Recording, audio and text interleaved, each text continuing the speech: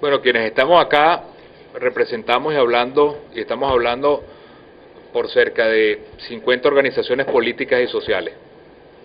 Y en ese sentido hemos logrado amalgamar y unir a quienes representan una voz alternativa frente al gobierno. Y nosotros vamos a construir una sola plataforma legislativa como se logró en el año 2005. Cualquier otra persona que quiera venir a sabotear o a boicotear este proceso, que quiera desordenar este proceso, nosotros lo haremos saber al país y nosotros preservaremos esa especie de sello de calidad, de sello de verdadera legitimidad de lo que significa esta unidad que estamos construyendo. El año que viene, yo quiero ser muy claro con los venezolanos, va a ser un año muy difícil. El gobierno va a jugar por todos los medios a dividirnos, a tratar de sembrar dudas acerca del voto, a tratar de meter miedo a la gente. Pero precisamente con esta convicción le queremos decir al país que nosotros vamos a lograr superar todos esos obstáculos, el miedo, la división, el querer sembrar la desconfianza en el voto, para así nosotros poder lograr, con esa superación de los obstáculos, coronar en la posibilidad real que tenemos de lograr una mayoría en la Asamblea Nacional. Y cualquier otra persona, individualidad, que quiera venir a sabotear eso, nosotros vamos a hacerlo totalmente aislado para que la gente sepa que está en este momento haciendo ruido a un proceso gigantesco que tenemos. Por eso estamos dando esta rueda de prensa el día de hoy, porque se ha generado demasiado ruido y hemos visto que al final teníamos la construcción de un acuerdo sólido como se lo estamos presentando al país el día de hoy. Ahora, Julio, el presidente Chávez ha retado a la oposición, a los partidos de oposición, a que hagan un proceso parecido al que hizo el PSUV internamente. ¿En qué se diferencia este programa que está, este cronograma que está presentando hoy, de lo que ocurre en el seno del oficialismo? Y danos algunas cifras, por ejemplo, para marzo, cuántas personas, cuántos candidatos pueden tener, y en abril cuál es la totalidad del universo de candidatos que ya deberían estar terminadas. Mira, varias cosas. El proceso del PSUV es el peor ejemplo a seguir. Son unas elecciones donde nadie sabe cuántos votaron.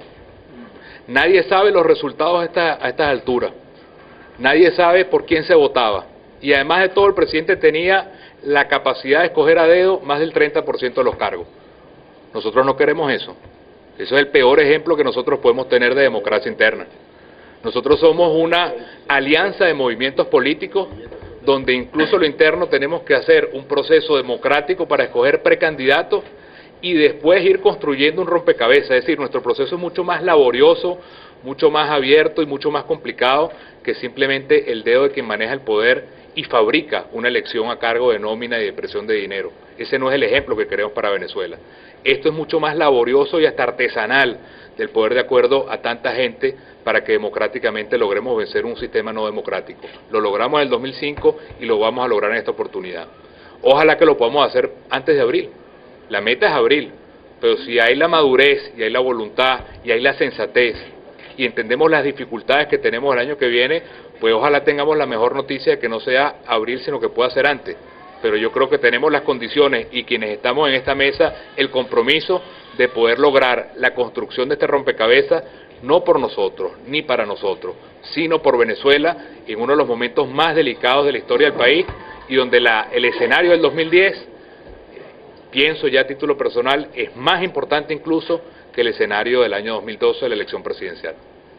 La transparencia en ese acuerdo, ¿en qué reglas estriba? Es decir, ¿cómo vamos a ver los venezolanos qué está ocurriendo en el seno de la alianza desde afuera?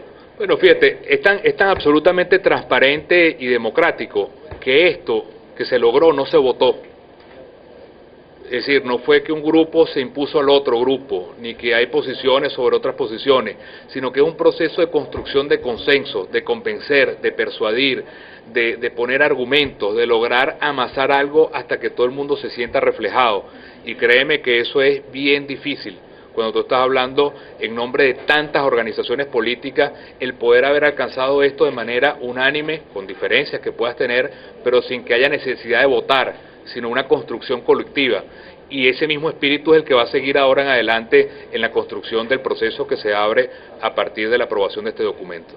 ¿Cuándo van a empezar ustedes a recibir los nombres de cada organización política para ese consenso que terminará en una fecha y empezará luego el... Bueno, yo creo que cada organización tiene, es decir, yo creo que una de las cosas que tenemos que ver esto es con mucha seriedad y con mucha madurez.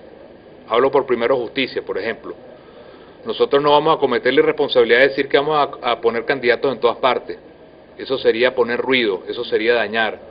Nosotros sabemos que hay sitios donde tenemos liderazgo y sitios donde no tenemos tanto liderazgo o no tenemos liderazgo. Lo responsable es que cada organización asuma eso con seriedad y veamos más bien que entre todos nos complementamos. Y no es que aquí viene nadie a tener una lucha de todos contra todos. Yo creo que esa madurez existe y creo que por esa madurez vamos a lograr construir el rompecabezas como Dios manda, sin que tengamos ahorita un carnaval de precandidatos que va a ser una locura. Creo que ese fue uno de los errores del año 2008, que fue una puerta que se abrió todo el mundo y al final fue imposible recogerla. Yo creo que ahorita tenemos que ver las cosas con seriedad y con madurez de cara al país y saber realistamente, porque cada quien lo sabe, dónde uno tiene un liderazgo o un derecho a presentar un precandidato y en otro sitio donde estarías más bien creando un problema y no una solución. O sea, que ya desde ya se pueden las organizaciones políticas comenzar a... Totalmente, eso, y ponerse de acuerdo incluso. Es decir, si hay voluntad, incluso el rompecabezas se puede armar antes de todo esto que estamos hablando. Lo que queremos es hacer un proceso ordenado para que todo el mundo se sienta bien y todo el mundo esté reflejado en este acuerdo. Pero eso se puede construir con la decisión de saber que el reto que tenemos el año que viene es imposible, que nosotros cometamos errores allí y que tenemos que lograr lo que logramos el año 2005, pero que lamentablemente hubo después del retiro parlamentario, que ha sido un error que estamos pagando todavía. ¿Cómo quedan los independientes en toda esta configuración de candidatos? Bueno, precisamente eso es lo que hace valorar el acuerdo, porque el independiente, si uno lo planteara solamente por primarias, es muy difícil que pueda tener un acceso. Y la idea es que nosotros podamos tener, en ese sentido, la posibilidad de que se abra este acuerdo a personas calificadas, que nosotros podamos también, sobre todo, hacer consultas a las regiones, que esto sea un proceso no fabricado desde Caracas, eso es importante que lo sepan, sino que cada región le pone el tono, el acento, el estilo, la decisión, para que esto sea un proceso verdaderamente descentralizado. Una de nuestras banderas es la descentralización, y creemos que cada región tiene que tomar la decisión en conjunto, con su consulta, con su diálogo regional, de cuál es el camino que quiere tomar. Y yo creo que eso es lo que le va a dar fuerza de abajo hacia arriba a algo que nosotros somos simplemente los directores de orquesta, pero que se construye en cada rincón de Venezuela. Pero hay, aún está sin puntualizar el tema de los candidatos independientes, sobre todo por los sectores de sociedad civil. Cuando hablamos de sociedad civil, hablamos de aquellos no pertenecientes a partidos que no Sí, aquí está. identificamos a algún partido en concreto. Quería saber cómo va a manejar la mesa de seguridad ese tema, o sea, que en cuanto a porcentaje, o sea, si han determinado algún porcentaje determinado de personalidad de la sociedad civil, El acuerdo, ¿cómo se manejarían esos números? Seguro, el acuerdo dice, David, en el punto 8, que en consulta con las regiones y sectores sociales se incluirá en las postulaciones unitarias a figuras sin militancia partidista y representantes de las organizaciones de la sociedad civil. ¿Cómo se come eso? ¿Qué tu pregunta? Es con la generosidad y la apertura que tenemos que tener los partidos políticos de abrir puestos en algunos sitios no a militantes de partido, sino a personas reconocidas en diferentes ámbitos. ¿En algunos sitios cuántos? No, si tuviera eso estaría ya listo el acuerdo, eso es lo que vamos a construir. Claro, pero ahí sería necesario un acuerdo más, o sea, por decir tal porcentaje o tal cantidad. Esa es una de las cosas. Claro, pero es que lo que tengo que entender es que por definición la sociedad civil no se define, ¿entiendes? Entonces lo que hay que buscar es individualidades que sean representativas de las ONG, del mundo académico, del mundo de los derechos humanos, que tengan de alguna manera un gran liderazgo y saber que tenemos que abrir espacios tanto a nivel de estudiantes o a nivel de organizaciones sociales, pero no tenemos una cuota de decir 30% o 20%, creo que eso no sería ni siquiera lo que está esperando el país, sino que tengamos verdaderamente representatividad. Recuérdate que estamos hablando desde sindicatos hasta comunidades de base, hasta estudiantes, hasta defensores de los derechos humanos, hasta personas vinculadas a la libertad de expresión, a la ley de educación, es decir, es todo un elenco muy amplio que nosotros tenemos que reflejarlo en todo el país y en todas las candidaturas del país y hacerlo con un desprendimiento que la gente sienta que estamos abriendo espacios para todos.